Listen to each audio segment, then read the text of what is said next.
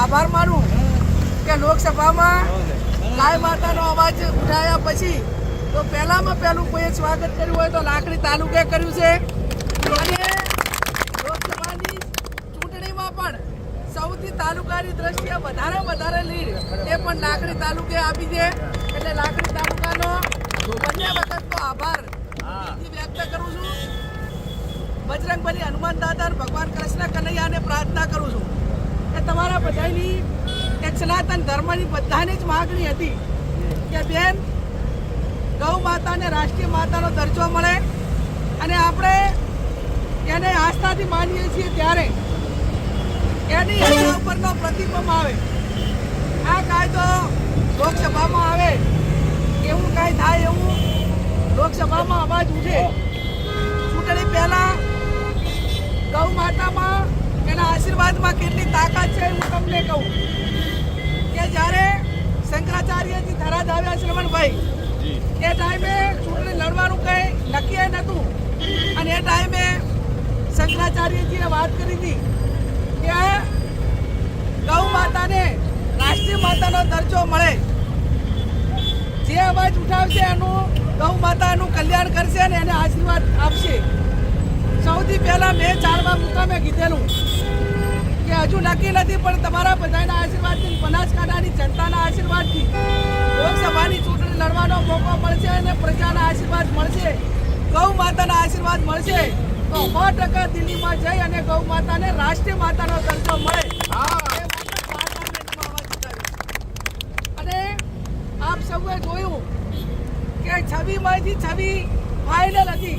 પણ આ એક જ ઉમેદવારે જાહેર કર્યું હતું કે ગૌ માતાનો અવાજ હું ઉઠાવીશ. આખા ગુજરાતમાં એક સીટ આવી તો ગૌ માતાના આશીર્વાદ ને આપ સૌના ગૌ માતા કી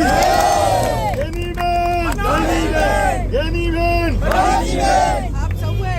ખૂબ મહેનત કરી છે. આપણા શંકરાચાર્ય આશીર્વાદ આપ્યા એમને તો તાલકટોરા સ્ટેડિયમમાં દિલ્હી બોલાવી શ્રવણભાઈ કિશોરભાઈએ એમને આખા ભારતના સાધુ સંતો વચ્ચે બોલવાનો મોકો આપ્યો અને ભવ્ય રીતે સન્માન કર્યું. એ મારું સન્માન નથી, તમારા બધાનું સન્માન છે અને તમારા બધાનું એક માથું આપણા સૌનું એક આપણું ગર્વ સાથેનું ઉચકીને ચાલો એવું ગૌરવ એ આપણાને સૌને મળ્યું છે. ત્યારે ફરી પણ હું આપ સૌને ખાતરી આપું છું કે જ્યાં જ્યાં ન્યાયલક્ષી મુદ્દાઓ હોય એ અવાજ ઉઠાવીશ ને નસીબ કેટલા કે લોકસભામાં ભાગ્યે જ બોલવા મળતું હોય છે. અહીંયા એવું ના હોય કે આપણે માગીએ એટલે બોલવા મળે પણ આશીર્વાદ હોય, રકમ નિર્ધાર હોય અને હૃદયથી બોલવાનું હોય તો એમાં વહીવટી રીતે પણ આપણને મદદ મળી રહેતી હોય છે. આંગણવાડીવાળાની વાત હોય, ચાંદીપુરા વાયરસની વાત હોય કે ગૌ માતાની વાત હોય, આ પૂરી તાકાતથી લોકસભાના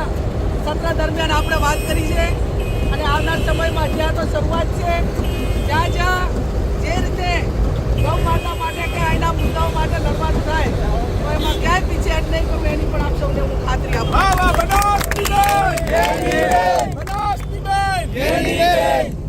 સમગ્ર બનાસકાંઠાના તમામ ગૌશાળાના સંચાલકો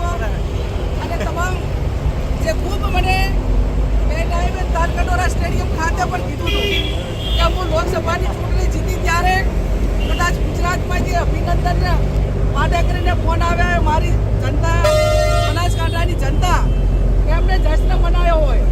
પણ ગૌ માતાની વાત જ્યારે લોકસભામાં કીધી ત્યારે આખા ભારતમાંથી મને ફોન આવ્યા અને બધાએ અભિનંદન આપ્યા અને ગૌ માતાના કામ બદલ એક સારા કાર્ય માટે ફરી એમને મને શુભેચ્છાઓ પાઠવી ત્યારે મેં કહ્યું એ પ્રમાણે તમે જે મારા માટે ભરોસો મૂક્યો એ ભરોસો દિન પ્રતિદિન તમને જ્યાં પણ મારા વતી ખાતરી લઈને આવ્યા છો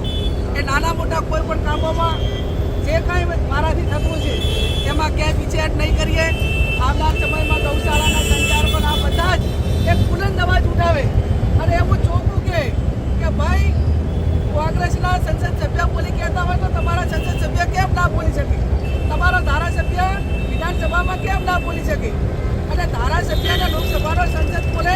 એટલે 2.5 લાખ લોકો કે 20 લાખ લોકો બોલ્યા ગણાય અને એ પ્રમાણે આવનાર સમયની અંદર કોંગ્રેસ હોય ભાજપ હોય તમામ પક્ષના પ્રતિનિધિઓ ઉપર એ પ્રમાણેની માંગ કોઈ સમાજવાદ ઉપર નહીં, કોઈ કોમવાદ ઉપર નહીં, કોઈ જાતિવાદ ઉપર નહીં, કોઈ બીજી વ્યક્તિગત સમસ્યાઓને હાજર નહીં, પણ ગૌ માતાની વાત આવે ત્યારે આપણે સૌ ગૌ માતાને માનવાવાળા છીએ અને એમાં તમામ સાથે રહી જે પણ લડે એને મદદ કરીએ અને આવનાર સમયની અંદર એ લડાઈ એક મજબૂત કાયદો બને એમાં આપ સૌનું સમર્થન મળે એ શબ્દ સાથે